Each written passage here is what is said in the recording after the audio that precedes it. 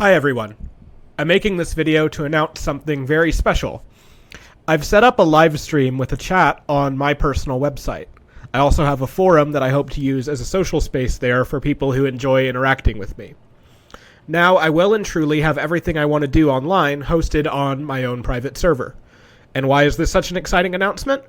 Because now I'm ready to essentially soft abandon YouTube as a base of operations. I already have all of my videos self-hosted, so now I don't need YouTube either for my videos or streams to have their audience. All of this is barring some technical issues, of course, so we'll see, fingers crossed, everything works fine and I'm not running out of problems, but if I do for whatever reason, I'll come back, but increasingly I don't want to. Now don't worry, this channel is not going anywhere, nor does it even mean that I'll never upload anything to YouTube again. When I have a large-scale philosophy lecture ready, I will upload it here. So if you're just here for the philosophy lectures, which I totally respect, no need to change anything. Stay subscribed and you'll see the new lecture when it's here. But I have other creative endeavors that I also seek to spend more time on, meaning that a lecture might take at least 6 months or so, if not a full year to make, and I just don't want to be pressured into working on something that isn't really where my mind is at right now. But I want to increasingly use YouTube less and less, even if I do upload lectures here. And I can't do that if I remain a slave to my channel here. Ideally, my channel will increasingly act as a portal, allowing newcomers to access my online presence elsewhere. It's certainly true that I'll lose some accessibility and reach in doing so, but I increasingly think that it's necessary to do that. The impact I want to have on the world can no longer be separated from moving off of YouTube. And YouTube has a way of consuming the whole of your internet presence, even when you make the effort to do both YouTube and non-YouTube personal small-scale stuff. Whenever there's a cool site or a program or platform, it eventually gets shitty when it's owned by a large corporation and it isn't free federated software anymore. It happened with Twitter and with Facebook and with Skype and with Reddit and with Discord and like every platform like that. And now it's happening with YouTube. Been happening, really. And in each case, there's immediately resistance. Everyone says, I couldn't possibly leave that platform. All my friends are there. Everyone I care about following is there. But the moment you take that step, you'll recognize that your life immediately becomes better. YouTube is just getting uglier and uglier every day. And I can't go an instant without getting saturated, noisy, AI-generated garbage shoved into my face. I feel like I'm having an IV of 100% refined microplastic shot into my bloodstream whenever I use the site. And it can be tolerable if you use a front end like FreeTube or Invidious, which you absolutely should. But even then, I just feel like the content here is being throttled and limited. I would even recommend just keeping a feed of subscribed channels in a front end like FreeTube or Invidious, or even in your RSS feed and watching locally, because the search on YouTube is like broken, and you can't rely on finding the needles in the haystack with the search very well. You will get cool stuff algorithm to you. It happens to me still. A lot of people say they found my channel from getting my Tructatus video algorithm to them, which is great and all. But I feel like at the end of the day, there's more limitations being on YouTube than opportunities. So consider this video my official farewell to my time as a YouTuber, even if not necessarily to my use of YouTube as a whole. I'm extremely thankful for it. My Tructatus Logico-Philosophicus videos introduced me to tons of beautiful, fascinating, amazing people, but we ultimately need to move off of YouTube as base of operations, and I hope to see others follow us who will inevitably get that video, or this one, or any of my videos, algorithm to them as well. As I said, I will upload philosophy lectures to this channel going forward, so it's going to be like what it was before I started doing my personal thought series, just a channel that has philosophy lectures once in a while. And I really mean once in a while, like once or twice a year, maybe. But I want to spend less and less time on this site and become less embedded in it, and now there's nothing really keeping me here. But I do also want to give my viewers and subscribers a gift of sorts. I originally wanted to wait until I had 10,000 subscribers to do it, but to be frank, I don't want to spend any more time on YouTube than I have to. And I'm about ready to set my browser to redirect all YouTube instances to Invidious mirrors, honestly, just to drive the point home. But I want to offer this video as a general selection of personal life advice. I have a lot of viewers who, whether they're younger or in university years or not, are generally curious for good advice going forward in life. I seem to get advice requests a lot. And I'm not the perfect guru. There are a lot of things in life I haven't been perfect at or accomplished that I wanted to. But I do have a life that I like very much and a high degree of personal happiness in my day-to-day life. I won't deny that much of this has been due to the fortune of being born into a stable upper-middle-class family that was supportive of my dreams and invested in my education. But to the degree that my success has been a matter of lessons and advice that I can teach, I aim to share those. The first thing I can say is that the majority of what affects your life and the quality of it is the stories that you tell yourself. We understand the world in terms of these stories. It's one of the reasons that polls show religious people on average as having higher levels of happiness and often longer lives. I don't think you need to be religious to have a good life, but what you do need is a good story that you tell yourself, which is what religious people have. And it might sound a bit cheesy, but the truth is that you will create a narrative for your life, whether consciously or unconsciously, so you might as well be aware of what that narrative is and try to make it a good one. And when I say story, I'm speaking broadly. You might want to use the word frame instead. What I'm talking about is the way you give events and parts of your life meaning and relate them to others. And one of the worst ways that this happens is that people spend too much time waiting to be happy. I've been here. When I make it to Japan, then I can start enjoying my life and being myself. That's what I would tell myself in my last year or so of university, for example. But there's always a new goal to put in place of that. It's not going to be when I make it to Japan. It's going to be when I get a job I like in Japan. It's going to be when I'm married to a Japanese girl or something like that. And the best explanation I've heard about this is a metaphor of a marathon runner and a surfer. And a lot of us have a tendency to view our lives like we're running a marathon. That is, we push and push and push towards some goal and tell ourselves that we'll finally be able to relax and enjoy ourselves once we're there at that goal. But we should view our lives less like a marathon runner and more like a surfer. What does a surfer do? He's out in the water, riding wave after wave, and some of the waves might be bigger and better than others, but he enjoys all of them. And he enjoys his time between the waves as well. And in our lives as well, we'll have periods of triumph and success, but also slower moments in between those. And the metaphor is good because the surfer knows that no matter how awesome any one wave is, it's always going to come to an end one way or another. Whereas if we see our life like the marathon runner, we build up the final goal as some permanent state of bliss. But nothing in life is like that. There will constantly be good things, but these will come to an end. And what we need to do is develop a good ability to have the attitude of a surfer. We're not lazy or passive. We aim to live a life full of excellence and ride those waves for as long as we can, but we know that they're ultimately fleeting, and we've learned to be happy in the moments between those waves and figure out how to move on to the next one smoothly as well. There are a lot of things which can make our life better. I can't tell you what makes you happiest, but I do have a hard pill to swallow for the introverts, who I count myself as one of. It's been proven that having consistent interactions with friends and loved ones in person, and I emphasize in person, makes you both happier and healthier. I love all my friends online. I love everyone who engages with me on my site or channel. My life would be a far worse one without them. But it won't ever be enough if I don't have some people in real life I'm interacting with on a friendly basis. So I urge everyone, be friendly to people in real life. And there are cultural differences here, of course. Some countries are more forgiving of random chit-chat with strangers than others.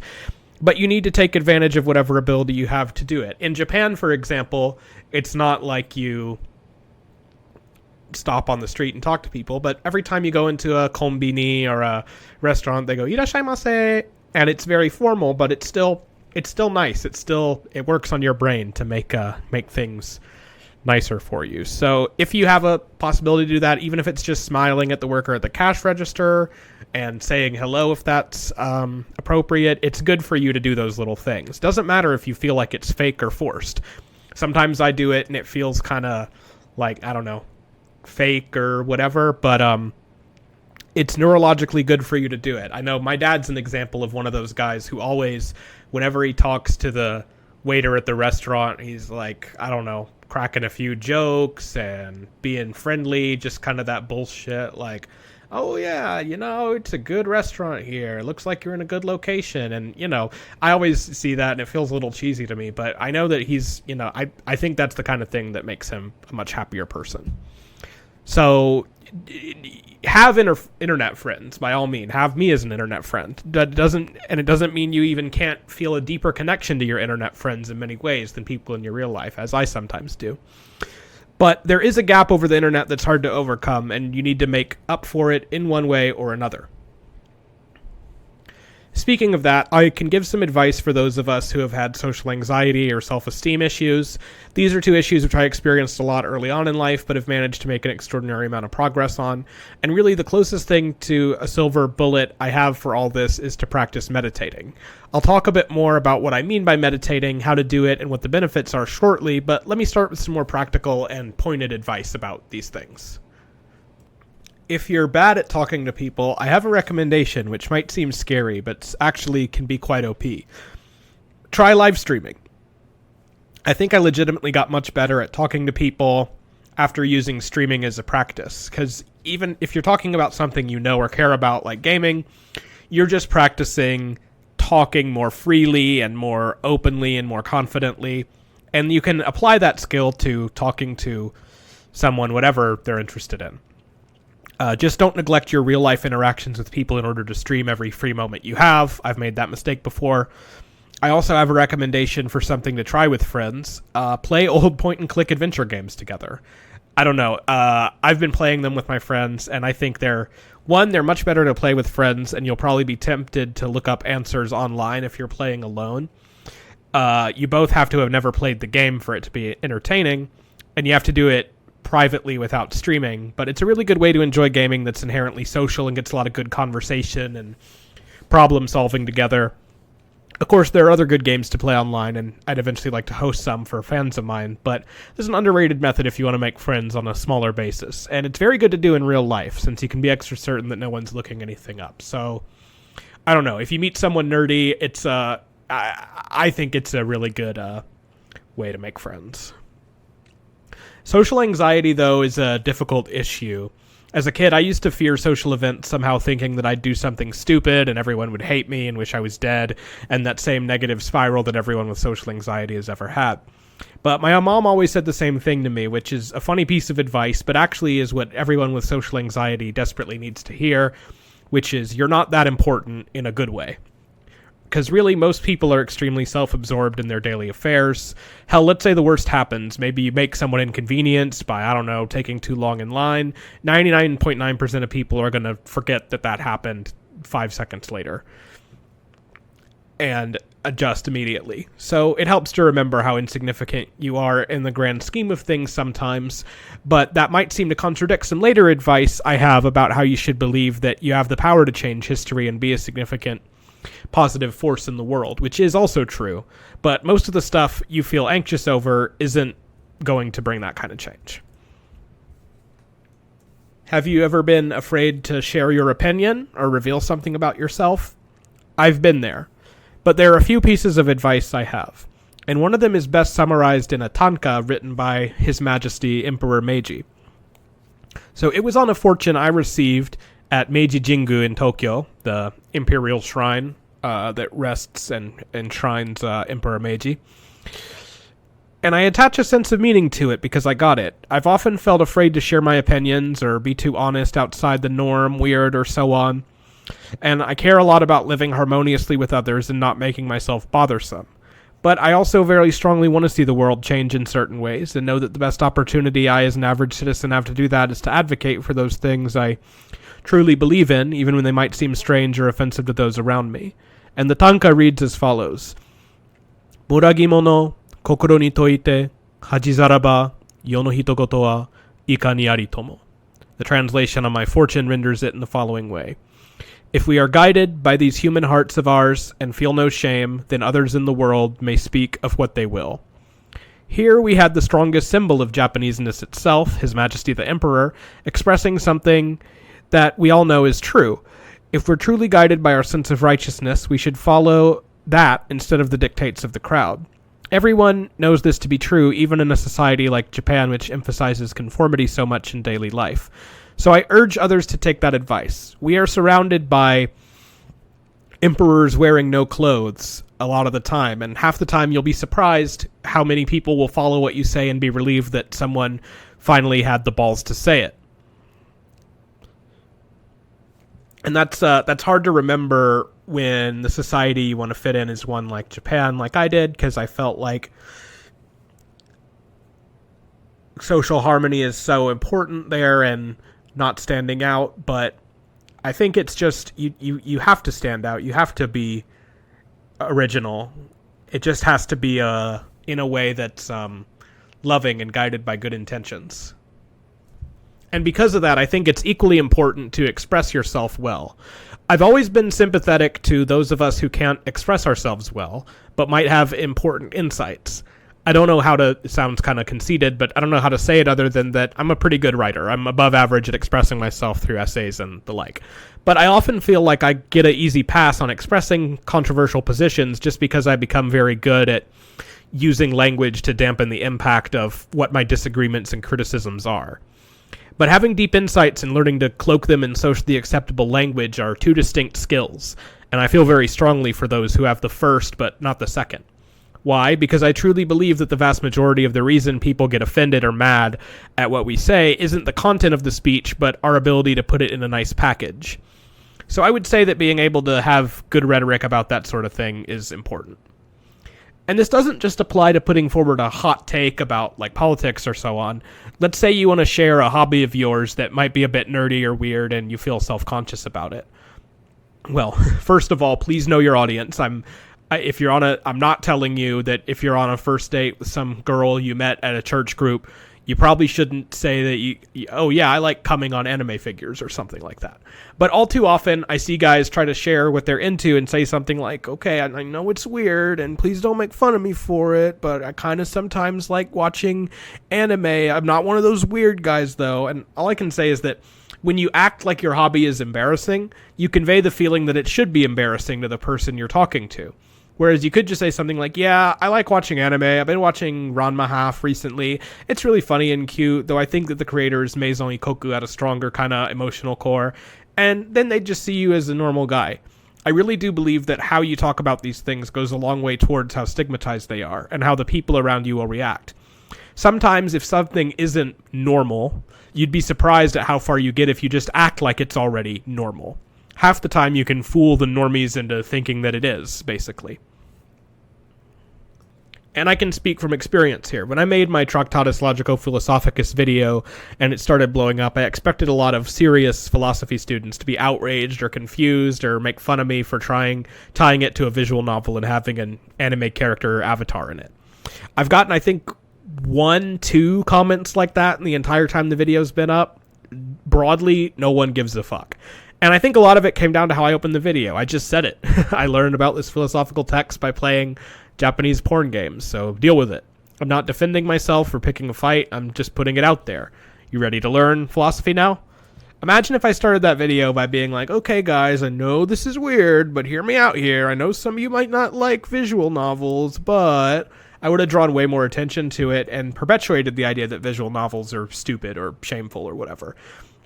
Instead, I probably made a bunch of people think, there are Japanese porn games that touch on topics this deep. Maybe I should read Subarashiki Hibi.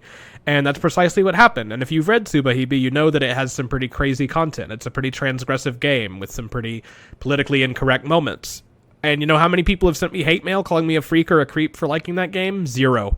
Not even one person. People say, just be yourself, which is never good advice. But they really mean this particular way of being uncompromising and honest while also amiable with some level of social awareness. It's one of those bell curve memes, really, where the dumbest normies say, just be yourself. Then you learn all these advanced ways to appear cool or intelligent or friendly, and then you finally get back to just be yourself again on the other side of the bell curve. I'll give another piece of advice which has really helped me in my lowest moments. It works if you have trouble with self-esteem, but also works if you have trouble with anxiety or depression or ailments like that. I want you to imagine that a little kid has your problem and is crying about it. What would you tell that kid if you had to get them to calm down and feel better? And I'll use an example which is particularly relevant to myself. So I care a lot about ecology, and whenever I read about the effects of global heating on the world, I often become really sad. When I see photos of glaciers retreating or snow cover decreasing and those tragedies, I feel like something sacred's being destroyed and that I'm powerless to stop it. And when I feel that way, I just try to ask myself, what would I tell my son or daughter if he or she was saying these things to me? Well, first of all, I wouldn't lie to my kid. I wouldn't tell them that there will definitely be some advanced machine invented in their life that would reverse all of this and return us to a pre-industrial climate. Because I just don't know. I can say that it doesn't seem likely, but if I'm honest, I just don't know if that will happen or not. So what would I tell the child? I would tell him or her that it's very sad to see the natural world change in ways that rob us of sources of beauty and of meaning. But I would say that we still live in a very beautiful world and that we should connect with the nature that is around us because we're still quite fortunate to have many opportunities to. And it would be the right thing to show our respect and love for nature by doing so. And that we shouldn't spend time worrying about things we can't control. And maybe there are some things we can control here that we should try to do. Maybe we could change our diets to have less meat in them. Maybe we could grow some of our own food. Maybe we could try to join a carpooling group. Maybe we could talk to an elected representative about our concerns. And when we've done all we can do, we can still have those sad feelings, but we just shouldn't focus on these negatives over and over if we're just spinning in our wheels and it's nothing but a form of kind of mental self-harm. So, you see, I came up with all of that just by thinking about what to say to a child if I had one. Because I think that a lot of this wisdom is stuff we already know. I already know how I'm supposed to respond to that because I just explained how I'm supposed to respond to it to a kid. I think we have it in us genetically almost to know how to respond to things like that. And when we have a kid or have to take care of a kid, it suddenly comes spilling out of us because we're genetically evolved to have those answers at our disposal to some degree. So if you need to press those answers out of yourself for your own benefit, it often helps to imagine that the you having those bad feelings is a little kid. This, of course, doesn't just apply to anxiety about a heating climate. It can work for building self-esteem or dealing with grief or being lonely or any of those issues. This might be given the incredibly gay name of self-care, and I cringe at that term, but I do think that if you can't do this, you're really screwed.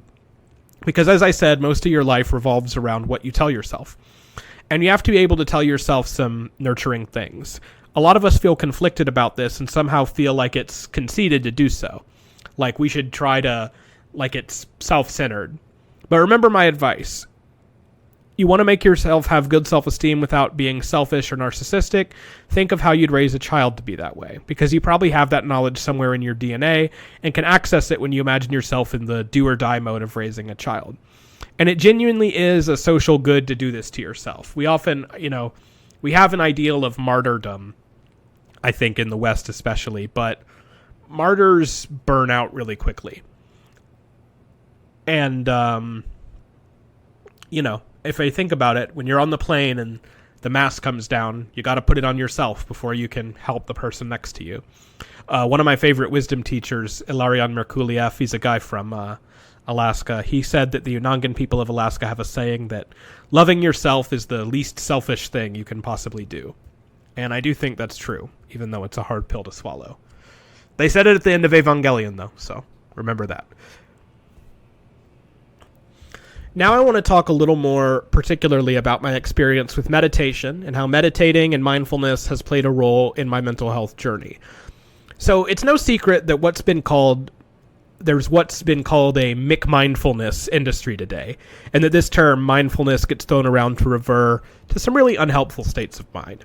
There's a very good channel on YouTube called The Theory of Samsara, run by a monk in the Tibetan tradition who is very scathing of what he calls non-dual zombies, meaning people who seem to have used non-dual awareness as a way to become apathetic to all the real suffering and injustice in the world. He also uses the term idiot compassion a lot, which is a kind of compassion which is just blandly nice to everyone, and ends up coddling them and enabling their bad behavior more than anything. So there is a real danger in misunderstanding mindfulness as just being a kind of ditzy yoga mom thing. Remember, the Zen masters in Japan would beat you with a stick. So let me talk to you about what meditation as a subset of mindfulness has done for me in particular. So I'd been studying Buddhism from a scholarly academic perspective for many years when I read a little book, this was in 2022, called Mindfulness in Plain English, written by Hinapola Guttaratana, is his name, a Sri Lankan monk in the Theravada tradition. So it's basically a guide for seated meditation. The kind of meditation it prescribes is slightly different from the Zen tradition that I now follow, but not in that dramatic a way. The biggest difference is just that in the Zen tradition, you're supposed to keep your eyes open, while this book said that it's all right to keep them closed. So I was keeping mine closed at first. So the book made a good case for me, and I felt like I was missing something important about Buddhism and its worldview, along with those of related traditions that also do things like meditation, like Taoism and Shinto. And I feel like I would be understanding something on a better level if I tried meditating more seriously. I'd done it before from time to time, but it just kind of didn't stick. So this was in 2022. I was living in Japan, and my life there was rewarding but hectic. It would end up being my last year living there, for now at least. I left in early 2023, and I was unable to find work to extend my visa with, and I had no choice but to return. So that was the primary stressor hanging over my head as I was reading this book. Will I have my job renewed, and will I be able to stay, or will I be forced to return to the U.S.? As I really did not want to return to the U.S. at the time. It was a big deal. So let me be clear about my experience with meditation. I've not become enlightened with it. I struggle to meditate for 20 minutes or so every other day right now, which is way below what I should be doing. It's like exercise in that you never want to do it, but you're always glad after you do. I haven't had any mind-blowing non-dual kind of seeing or insights yet, though I have experienced what I could call flashes of realization. But the very first evening I decided to make this a habit in Japan, I just sat down to meditate for 20 minutes, and I experienced something pretty remarkable. I don't know how to explain this other than I just had a sudden confrontation with my real, authentic self, and the shattering of a ton of harmful delusions.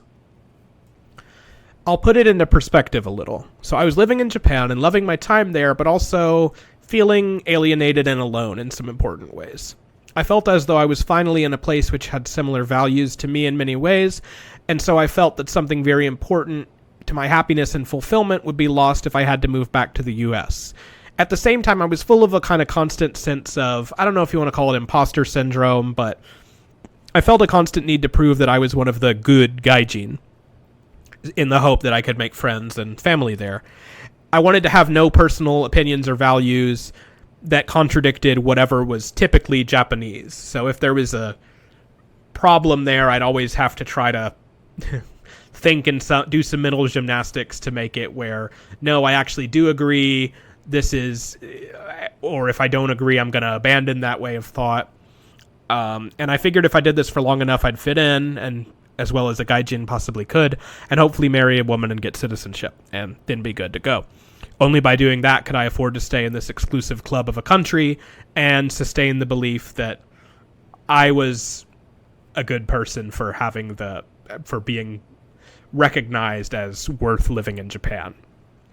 I figured that any disagreement with a typically Japanese perspective was just my crude Western mind that was too individualistic, and that I'd have to smooth that out by brainwashing myself with enough Japanese philosophy and religion and so on. So I figured that meditating would be a good way to get over that sense of individualism, which I viewed in a wholly negative light at that time, as something I had too much of as a Westerner and needed to have less of. So I figured meditating would be a good way to get over that and have some perfect modal Japanese frame of mind. I'd studied enough Buddhist philosophy at this point to be totally convinced of the idea of non-self from an analytic point of view. That is, my hope was to meditate in order to experience that lack of selfhood more directly. That there isn't a center to experience, there's just experience, and you never discover an ego when you go really, really deeply. However, the exact opposite happened. I sat there for 20 minutes and I was confronted with myself in a way that I hadn't been for years. And I suddenly saw all these thought patterns I described and felt deeply embarrassed by them. They suddenly looked really silly, just as they sound silly while I'm saying them now. The feeling I had can best be summed up as followed. I am free. My surroundings do not constrain me. I'm inherently boundless. The world's here for my taking. I've been lying to myself to make myself fit in, and it's gotten me nowhere. My mind can be a lotus arising from a pond of shit. I particularly reflected on verse 47 of the Tao Te Ching, which says, "Without stirring abroad, one can know the whole world. Without looking out the window, one can see the way of heaven. The further one goes, the less one knows. Therefore the sage knows without having to stir, identifies without having to see, accomplishes without having to act." I later heard a story of a Japanese Zen monk in my tradition who was visiting a temple in the US, and one of the people there asked him, "What's your favorite place in Japan?" And the abbot of the temple said, in her mind, she thought, "Oh man, what a stupid question. What a waste. We have someone who's so enlightened ask him about Dharma stuff." But he had a really great answer for the question. She asked him, "What's your favorite place in Japan?" And his answer was, "Wherever I happen to be." So yeah, I don't know how to explain this other than I felt as though I was trying to play some game of adhering whoever I was to the culturally correct, quote-unquote, way of being Japanese. But suddenly I felt like I saw the futility of it all, and I grasped my original face at once, devoid of all cultural contingency, free and joyful, but also lonely and somewhat resentful for having been neglected for so long.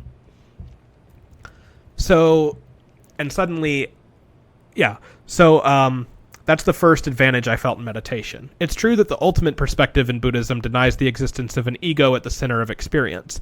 But before I was ready to transcend myself, I was confronted with it with an intensity I'd never felt before, because I had no hope of getting to a higher level of insight if I was suppressing even this most intimate illusion.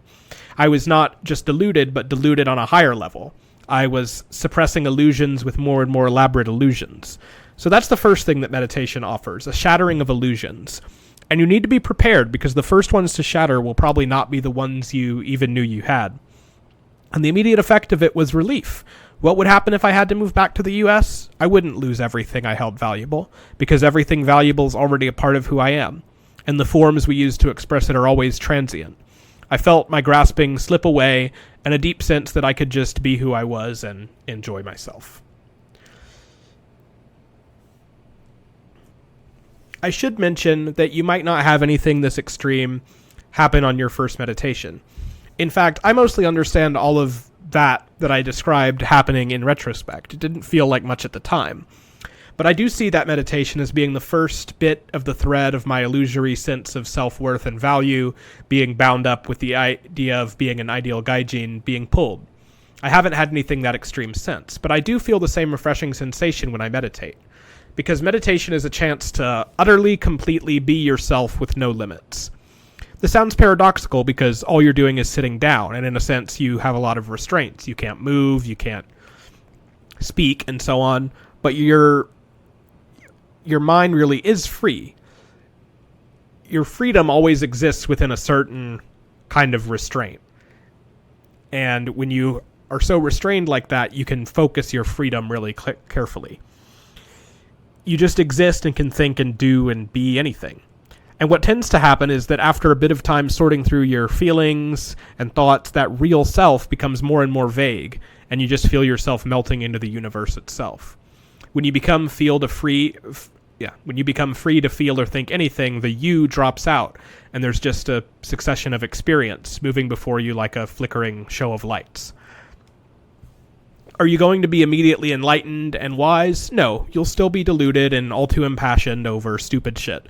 But the practice of meditation is an incredible way to access a very creative part of your mind, and it tends to make you very clear-headed. A lot of the time I'll meditate and then remember that I had to send some email that I forgot about. Or I'll be stressed out with too many things to do and feel lost, but then I meditate and immediately know what I should prioritize and how I should manage my time. I tend to be a serial procrastinator, and whenever I'm scared of some project but realize that it's important, meditating first is a great thing to do, because then whenever I'm done meditating before it, my attitude has often shifted and I feel motivated to get the task over with without dreading it. Not all meditation sessions are immediately this edifying, but it happens more often the more I do it. And the good of that meditation is not just personal either. What you're really doing is coming to know your mind more, and this gives you an incredible agility for strength and fortitude. The monk on the Theory of Samsara channel I mentioned described meditation as a practice that allows you to become a pillar supporting a world that's falling down around you. And I really do believe that it does that. Speaking of making the world a better place, it's time I talk a bit about how I think you should be the change you want to see in the world.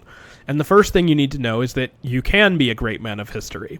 You have to use your Chunibyo powers to reality marble this world into the place you want it to be.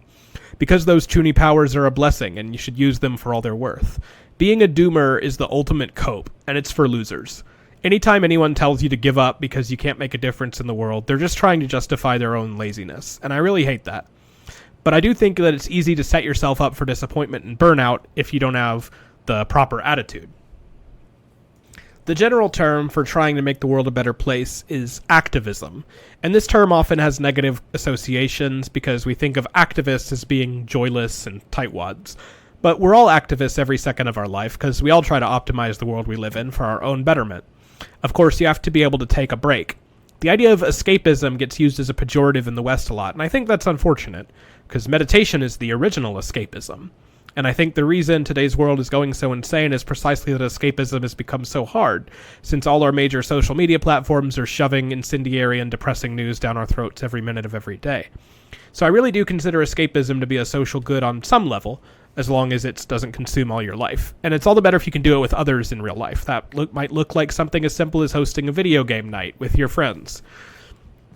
And a few basic rules should apply to anyone wanting to be an activist. First of all, you should know that no one person can change the world. And that's exactly how it should be. The great evil of today is precisely that people like Jeff Bezos and Elon Musk and Bill Gates do have enough power to single-handedly change so much in the world, even by spending a fraction of their wealth and resources. That would be unstable as a system, even if those people were paragons of moral virtue, which they clearly aren't. It's unsustainable because no one human can be that consistently wise. So you should take some solace in the idea that many small streams make a big river. You won't change history single-handedly, but you'll be part of historical forces. And you have to be motivated by that, because many of the changes you want may never appear in your lifetime. But you have to ask yourself, what legacy do I want to leave? How do I want to be remembered? What kind of ancestor do I want to be, whether my kin are related to me by blood or not? As for what should guide you, there's an old adage that I try to stick to. Be a good neighbor and a bad citizen. I think I heard that from Varg, actually. Whenever you try to make the world a better place, you're often tied to being in a particular country or state or city. If you don't like where you are, you can try to leave, but living in a place you feel is imperfect and have dissatisfaction with is never going to go away. Even if you move to a place you love, you'll get over your honeymoon period eventually and find some faults with it. And the things you like about it won't last forever. So you shouldn't aim to be tied to wherever you live, and you definitely shouldn't make your identity wrapped up with it. The culture you want to exist in is always first and foremost something you create and sustain in your own attitudes, thoughts, feelings, and interactions with the world around you and those who are in it. That doesn't mean you have to be a rootless nomad. I've always been a homebody, and I really take having a personal place to have that's stable that I can come back to as a really important thing.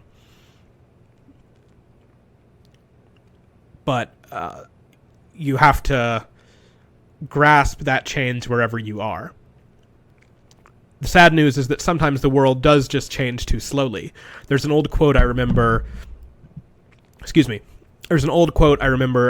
Yudkowsky saying in an interview about his attempts to teach about the dangers of unaligned artificial superintelligence. I forget what physicist this was, but he told a story about some physicists in the 80s or 70s or something in the US who had made some amazing discoveries and innovated in the field. But he faced a lot of opposition too. And some interviewer was asking him how he manages to convince the old guard of physicists who seem simply incapable of changing their mind about old dogmas in physics. And this physicist replied something like, "I don't try to change their minds. I just wait for them to die. And I teach their students in the meantime." So sometimes you should try to take this advice and see where your attention is better spent. For a few practical pieces of advice, I would say don't be afraid to join with organizations who contribute to a cause you care about, whether that's a protest group, a nonprofit, a labor union, or whatever else. But don't lose your skepticism of them either. Always view those organizations as temporary alliances or imperfect alliances. An experience I remember and found disappointing was when I tried to join a local chapter of some group that was advocating for ending fossil fuels in the U.S. I found that even if I had disagreements with some of their aims, I was too concerned about our heating climate to not be doing something at a local level. But there's a kind of scope creep in these activist circles, which I find rather counterproductive and really poisonous towards critical thinking. You see, this movement is ostensibly an organization that advocates for replacing fossil fuels with renewable and clean energy. And I don't say ostensibly to imply that they're disingenuous, because I really don't think they are. But there's kind of a dogma of intersectionalism in these activist circles. That means that, for example, advocating for green energy has to be connected to broader ideas of justice. So, for example, advocating against the expansion of pipelines in North Dakota might have to be bound up with ideas of restoring the ownership and stewardship of that land to indigenous tribes, which is something I can agree with that to some degree. Some of those connections are probably inevitable and make sense to integrate, especially for stuff like fighting against Amazon rainforest deforestation. And it's an appealing way of thought for those of us who are Buddhists and believe strongly in the principles of dependent origination, that nothing in the world really is independent of anything else at a fundamental level. But this reaches a point of absurdity on occasion and critical impasse. So, when I was doing my work, for example, I wondered, what's the best way to advocate for green energy in an area where there's might be a lot of old boomers who are probably thinking that green energy is a short step to being forced to live in some Klaus Schwab dystopia and eat the bugs? I would think it would be a focus on the practical economic steps involved towards shifting towards green energy, providing a clear roadmap and showing how an interest in having a clean and beautiful environment for our children is a universal human good. But apparently not. This group, I remember, invested maybe like 20% of our time on that, and the other 80% on linking ideas of climate justice to the BDS movement against the war in Gaza and police reform and so on. Now, whatever you might think of those goals, you have to ask, is the best way to get people on board saying, you want clean energy? Great. Now let me also talk to you about how we're also going to boycott Israel and abolish the police and have trans health care for minors and lift the embargo on Cuba and so on. There's an old phrase in Japanese, chase two rabbits and you'll capture neither one of them. And this scope creep in activism seems to be self-defeating in the same way. And I do think this is a disproportionately left-wing thing, which is why left-wing movements have been struggling and making enemies for like a decade now. So I say instead, your activism should follow the Unix philosophy. Anyone who knows a bit about command line and has gone into Linux and stuff knows about Unix philosophy, hopefully. But I'll spell it out here. The Unix philosophy says, programs should do one thing, do that thing well, and integrate well with other programs. And you should make new programs that integrate with existing ones well instead of adding features to currently existing programs. Similarly, your goal, whatever it is, should make minimal demands and be able to integrate maximally well with other movements. And that might be a bit uncomfortable, but it's how the world really changes most effectively. For example, if you want to push for green energy, you need to find some policy or system that's going to be appealing for a lot of different cultures. So you can plug in that green energy economic model into your country, whether it's a secular social democracy like Norway or an authoritarian Islamic theocracy like Oman. And this is a difficult thing to accept if you're like me and intrinsically tend towards thinking holistically. But let's just say that you do genuinely believe that being an environmentalist should imply that we will also believe in freedom of expression, as cultural and artistic expressions are pure manifestations of poiesis as much as natural phenomena are. I believe that. Well, you might have to be patient on the latter, and if a society doesn't believe in freedom of religion, like some theocracy in the Middle East, I would at least want them to get on the same board about the natural world and hope that the links between environmentalism and freedom of expression become clearer later. Now I can give some more pointed advice about things I get asked more regularly too. One question I always get is about how to read difficult philosophical texts and understand them well. The truth is that I'm not the best at this. I mostly have just studied Wittgenstein and Heidegger a lot, and therefore can fool others into thinking I know a lot more about philosophy in general. But I can give some basic advice. First of all, if you want to study a philosophical text, make sure you're really motivated by it. I really wanted to understand Wittgenstein and Heidegger to the point that there was nothing else in the world I wanted to know more than an intimate understanding of their philosophy. And that's related to another piece of advice. 9 times out of 10, you don't need to read the philosopher everyone tells you that you need to before you read the current philosopher you're interested in. You can usually work backwards. For example, everyone says you need to read Frege and Russell before you can understand the Tractatus Logico-Philosophicus, but I never did. I got an understanding of what I needed to, but I just did that by watching lectures on them and reading summaries of the relevant parts from relevant books on Wittgenstein. Maybe with a bit of supplemental material from the Stanford Encyclopedia of Philosophy if I really needed it. Same with Heidegger. Everyone says read Husserl first, but I never did. Nor did I read Kant or Nietzsche or Kierkegaard before Heidegger. So just focus on who you like and want to know about most, and reach back into early figures only to the degree that you need to. Otherwise, you'll get caught in a constant stream of reading their predecessor, but before that you have to read their predecessor's predecessor, but before that you have to read their predecessor's predecessor, and so on, until you're just stuck with the pre-Socratics and reading paper after paper on the pre-Socratics to make sure you understand them a lot, which isn't the worst thing in the world to be, but so that's my advice. Try to do that. And that applies for, like, history as well. If you want to read about the medieval world, don't feel like you need to read about ancient Rome before it, even though both are great to know. Which is related to another point. Find a philosopher with a lot of secondary material explaining them. Because if you are going to do that, you will probably need to rely on secondary material to some degree. But, so make sure you have one with a lot. That's what I've done, at least so far. I probably would have had a much harder time with Wittgenstein and Heidegger if there weren't such great commentaries and explanatory texts on them.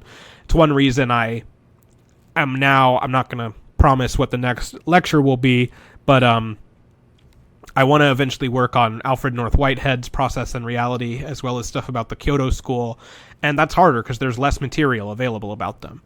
But ideally, you want a full commentary on their text. Think of it like trying to run a program as a beginner on computers. You want something that a lot of other people have ran, and thus that has a lot of documentation online. You're more likely to find other people who've had the same issue as you. It's the same in philosophy. But the truth is, you will reach rock bottom at one point or another, and not understand what the philosopher is saying, and maybe not even understand what the commentator is saying, who's supposed to be making them easier to understand. At that time, my flowchart approach is this. If I don't understand a certain section, and I try to look for other resources online to see if I can find an explanation of it, and see if that helps. And if I can't find anything relevant or helpful, I just look at the text itself. Let's say I'm reading a chapter split into sections A, B, and C. And maybe I understand A and C, but not B. At that point, I think, okay, I understand A and I understand C, so what could possibly be the line of argument that's linking A to C? And then I reread B, imagining that it might be saying something like that. And then I break that down as far as I need to. Maybe one particular paragraph I understand the beginning and end, but not the middle, and so on. So that's what I always do. And the most important part of it is the end goal. Always read and ask yourself, can I explain this to someone else, assuming a similar level of education as me? And if you can't, that's a sign you need to go deeper. And if you get to rock bottom here, it's probably not essential to understanding the work on the level you want to. But that's always the approach I take in philosophy, is like, I read until I know I can explain it to someone else. And that helps me. That can be helpful because sometimes there's sections I can read, not skim, obviously, but I can read more lightly, knowing that he's just kind of repeating himself. So just always ask yourself, can I explain this to someone else while you're reading? And that's how it helped me. I know, and I literally try to do that a lot of the times where I'm taking notes and writing and typing, like trying to summarize each paragraph in a sentence or so. Sometimes less so with larger text, but that's what I try to do. Speaking of writing, I once had a professor at an art history class who said something that humbled me a bit in my first year of university, but was a great lesson. She said that out of her freshman scholars, the ones who write best tend to not be the ones who are humanities majors, but the ones who are in majors like math, computer science, and engineering. Why? Because they don't let their ideas get clouded by a lot of fancy language and tend to be very clear in what they want to say. And a lot of young beginner writers tend to write way fancier than they need to. And it ends up hurting the clarity of their thoughts. So I think my best piece of advice for aspiring writers is that when you're beginning, less is usually more. I love all kinds of writing, and I've always believed that calling something pretentious is an empty criticism, which is usually just stubbornly anti-ambition. So I don't think there's anything wrong with kind of expressive writing, but I do think that if you're interested in, making arguments or philosophy, you need to master precision and clarity of presentation of your ideas first. Like Picasso, he had to master academic painting before he became a great abstract painter. With this in mind, I always remember George Orwell's 6 rules of good writing are good to remember, which are, excuse me, 1, never use a metaphor, simile, or other figure of speech which you're used to seeing in print. 2, never use a long word where a short one will do. 3, if it's possible to cut a word out, always cut it out. 4, never use the passive where you can use the active. 5, never use a foreign phrase, a scientific word, or a jargon word if you can think of an everyday English equivalent. 6, break any of these rules sooner than say anything outright barbarous. And it's very good that he put that last one in there. But yeah, some of those are important. I feel like whenever I read my writing, I use very way too much. Like, this is a very interesting point. 9 times out of 10, you don't need the very. This is an interesting point. It's fine. Gets the point across. And the passive, I feel like we hate the passive a little too much in English sometimes. I've been influenced by Japanese where they use passive a lot, and I like passive, but it is true that in English it can make sentences more confusing, so I try to limit my use of it. One of the authors who I think writes most beautifully while never losing this clarity is Arthur Schopenhauer, so he's always a good one to reference. Speaking of studying, let's talk about learning Japanese. I can tell you some textbooks that I used if you want, but honestly, you can probably find better language resources than even I had back then. I can tell you that you need to talk to other Japanese speakers. I can tell you that you need to learn grammar systematically. I can tell you that you need to practice reading, writing, and listening on a daily basis, but all of this is available in textbooks or curricula for lessons or whatever apps there are you can use. The real problem here is that it's the kind of thing you have to want very strongly and the kind of thing where you need to apply yourself even when it's not fun. You need to make it fun even when it's boring or hard. You can try to gamify it with a memory game on Steam or whatever, but it's not a game. If you can't enjoy the boring rote studying part, I don't think you can follow the traditional route. And if you can enjoy even the boring rote traditional studying part, you'll be ready to learn. If you really aren't enjoying it, I don't know, you might want to try those Mormon language learning techniques because you're not fit for studying a language for joy at that point, which is how I did it, so that's all I know how to advise. All I can say is you need to discover your inner kanji otaku and learn to find kanji cool and interesting. And same with most parts of the language, I guess. You have to want it even if you don't end up marrying some pretty Japanese girl or living in Japan, which is fine.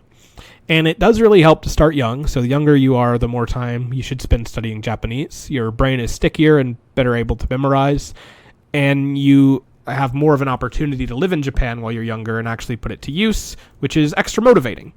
And yes, you should read manga or light novels and visual novels. I would not have passed in one of the JLPT without playing eroge, so definitely do that. But start with manga if eroge is too hard. As for living in Japan, you should try to do a homestay in a young age and find a university with close connections to Japan, I guess would be my best advice. There's a lot of them on the west coast of the U.S. I think it's great if you want to live in Japan as someone who cares about the country and will do their best not to act like a freak and help improve the image of gaijin tourists. But please do keep in mind that there's a lot of those videos you see of like, why Japan now hates tourists, and that's clickbait.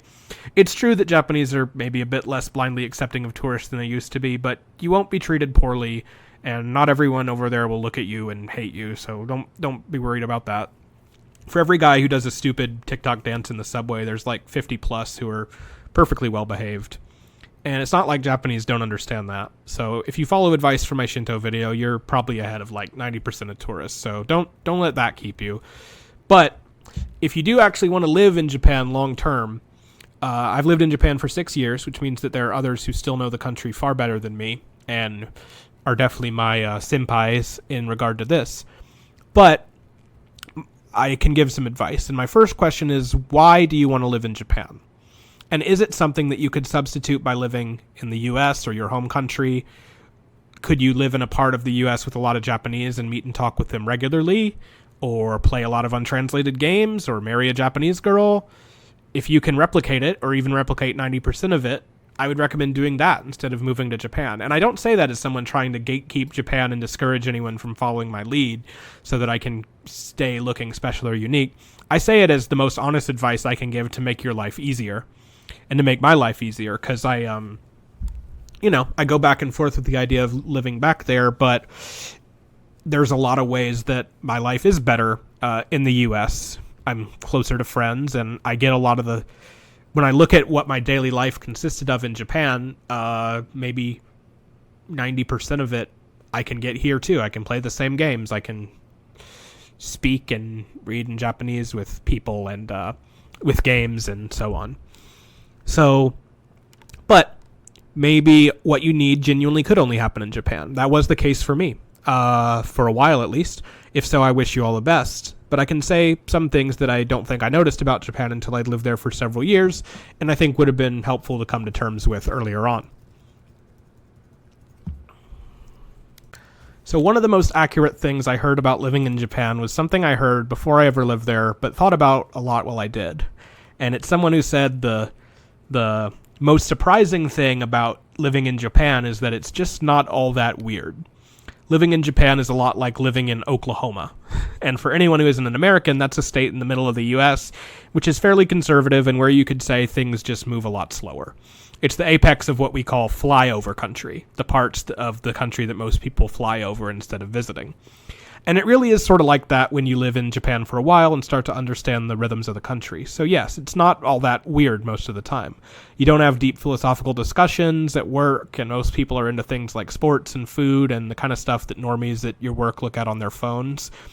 And I like that kind of slow, simple life in a lot of ways, but the point is just that it's often that level of slow to radical change and conservative about certain cultural values. It's just that what those values are often very different from the Western ones. And a lot of the time they're values I support, in fact, but some of them can be at odds with you in ways you might not have predicted. So like wearing your hair long as a guy, for example, probably way harder to get a job there than in the US or most Western countries if your hair is long as a guy. That kind of thing.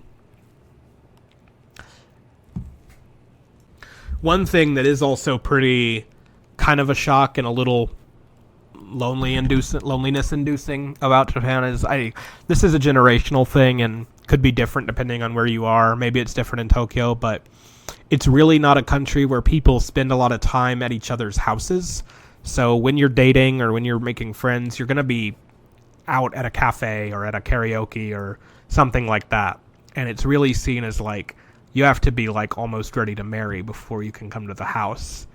And I don't like that as someone who's a big homebody and likes having an intimate space of my own and having movie nights and game nights and having people together where it feels like I can really be myself more at home. They don't do that as much over there. If you watch those anime, it's like, how do kids hang out? They hang out in clubs after school. You rarely see examples of them going to each other's houses. Again, I don't know how much anime resembles real life here in all cases. I'm sure there's exceptions. But I found that very difficult to deal with, honestly. And so just be aware of some of those things before you go. Now I'll talk a little bit about finding a career. And again, I can't give much advice about finding a career. All I can say is that you shouldn't underestimate your humanities skills going forward. Try to find a job where people will care that a human is the one doing it rather than a machine. And those will probably always exist, at least in our lifetimes. People still find professional chess matches engaging and fun, even when no human will ever come close to playing chess as well as the greatest AIs can. And that doesn't have to just mean games like chess or artistic pursuits, because ideally more and more people will be caring that humans are the ones doing all sorts of tasks. We might see a revenge of the humanities in the age of AI. Honestly, it's very unpredictable and unstable, so I'd say it's a good time to follow your dreams, really.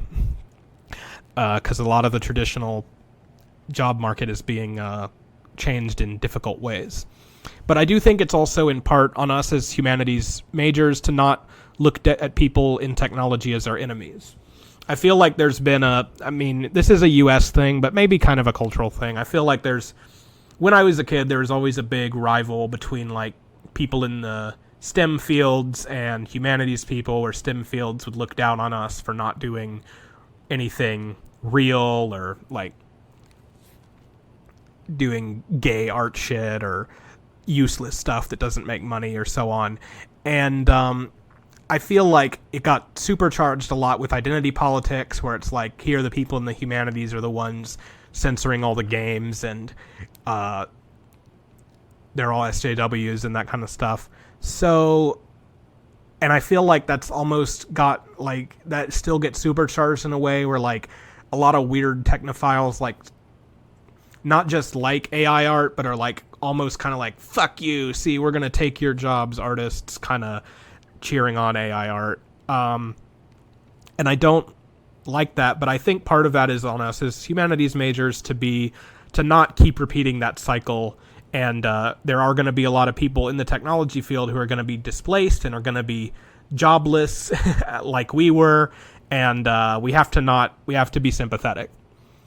And indeed, I would say that I would even go so far as to say that you should be more interested in learning computer science now than ever, just because it's an area where you don't learn to appreciate the humanity of the people behind it until you understand a bit more about it yourself. For example, there might have once been a time when I looked down very arrogantly on things like programming. I had no appreciation for the art of programming, and so definitely wouldn't, there would have been a place where I'm like, well, I don't want to listen to music or watch a movie made by an AI, but I don't care if an AI writes the code for my website, just like I don't care if a robot assembled my furniture. But now I understand how important it is to know what the programmer went through in writing it, and to respect the art of code and so on. And I don't want to see the humanities triumph over the technical fields. I want to see the two of them merge into one, as everyone becomes a computer scientist and artist at once. So I would say whatever your passion is, find a way to make it something that has value and virtue of being performed by a human, and you will have better odds. And the last thing I'll touch on is why everyone should make their own website. You, listening to this, should make your own website. A lot of the problems of the web would go away if more people built their own platforms, and so I think you need to make one. It's crazy to me that so many people complain about not being able to afford a house while living their entire internet life like a serf on these big platforms. There are tons of great tools to do this with, and, NeoCities is good free hosting, and I'll probably always be willing to advertise your site on mine.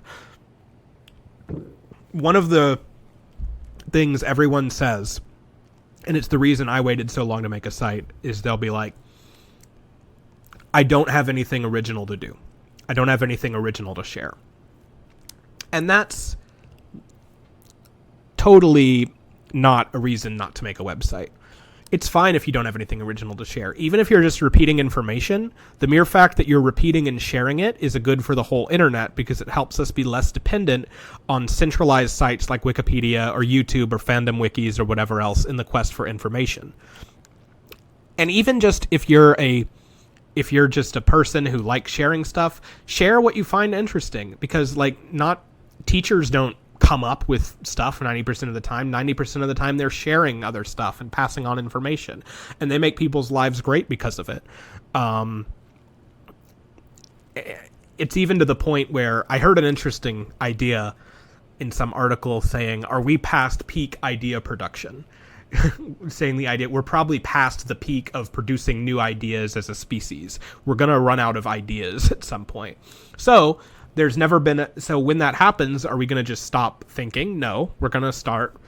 It's going to be more and more valuable how you can present different stuff and what kind of different stuff you can present together. Because there's an infinite number of different things you can put together on a website that conveys something meaningful in its assemblage, even if each individual part is already somewhere else. That's what a lot of the sites I used back in the day, like, how did I find out about stuff I was interested in? It was just on the site. He had something about music, and then he had some about video games, and I liked the music part, so then the video game stuff was right there. Maybe something I wouldn't have seen if it wasn't on a site from a guy I already liked, but now I'm seeing it, and now I know about it. So that's something you can always do on a website, and that's a perennial task. Confucius once said that he was not a creator but a transmitter, and you can be a great transmitter on a personal site. And I eventually want to make some tutorials to help with the specifics of that on my website, but I would just suggest starting by maybe looking at a basic HTML course online and view the page sources of a bunch of websites that you like and try to understand how the HTML relates to what you see. Of course, if it's a personal site or a small scale one, it'll be easier. The bigger and more mainstream a website is, the harder the HTML will be to understand. But those sites are what you're trying to escape in the first place, so you probably don't want to look at them for inspiration. So just looking at sites HTML whenever I saw something I don't know how to do myself was how I started understanding how to do enough basic HTML for my site. And someday I'd like to make a full tutorial series on this kind of stuff, but there are plenty of good channels on YouTube already for this sort of thing. A lot of people are black-pilled on the internet these days, and there are reasons to be pessimistic about the future of it. But I'm disheartened when people say maybe it's a good thing and we can all just go back to reading books. And I'm like, no, I love the internet when it's at its best. So I say if the web is going to become shittier and shittier, what excuse do you have now not to make the website you've dreamed of? Because we need you now more than ever. And that's the message I want to leave you with for now. Find me and join me on my own site because I want to move away from YouTube as a base of operation. This channel will have all the large philosophy lectures posted when I record them, but I'll be doing a lot more stuff on my site in beautiful, glorious autonomy from YouTube and from Google, and I want you to join me there. And thank you all again for supporting me so much on YouTube up until now. It does mean a lot to me. Come join me for my streams on my own private streaming platform on my site. Sounds crazy just to say that, but it is here. And the next step is creating my own forum, which I've started on, and I'm going to live it up on the part of the internet that is cool. Follow me there, please. Peace.